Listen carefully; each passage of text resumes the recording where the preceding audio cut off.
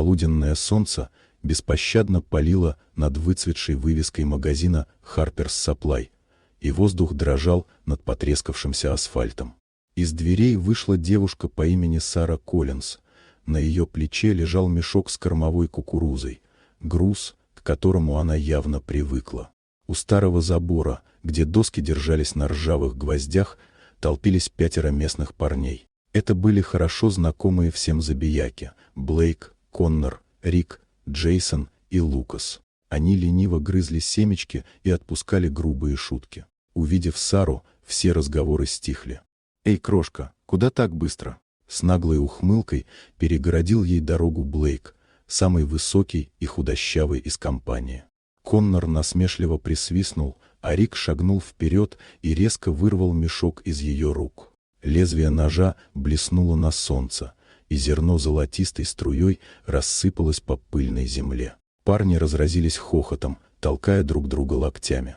Сара не заплакала и не вскрикнула.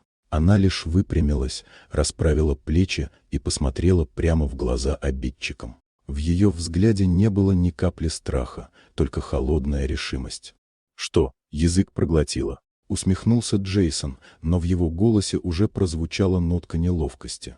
Следующее произошло так быстро, что зрители у магазина едва успевали следить.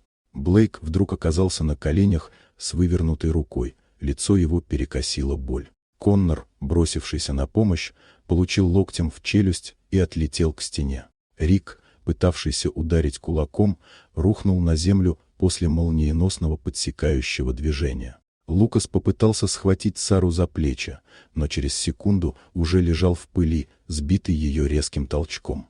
Оставшийся Джейсон дрожащей рукой достал складной нож. Сара лишь прищурилась, шагнула вперед и выбила оружие. Захват, поворот кисти, и парень уже был прижат лицом к земле, не в силах пошевелиться. Тишина повисла гулом. Еще мгновение назад 5 парней смеялись и чувствовали себя хозяевами положения. Теперь они стонали на пыльной дороге, а Сара стояла над ними спокойная и невозмутимая, будто потратила на все это меньше усилий, чем на перенос мешка. «Вы ошиблись жертвой», — ровно произнесла она. Слова прозвучали как приговор, и холодок пробежал по спинам всех свидетелей.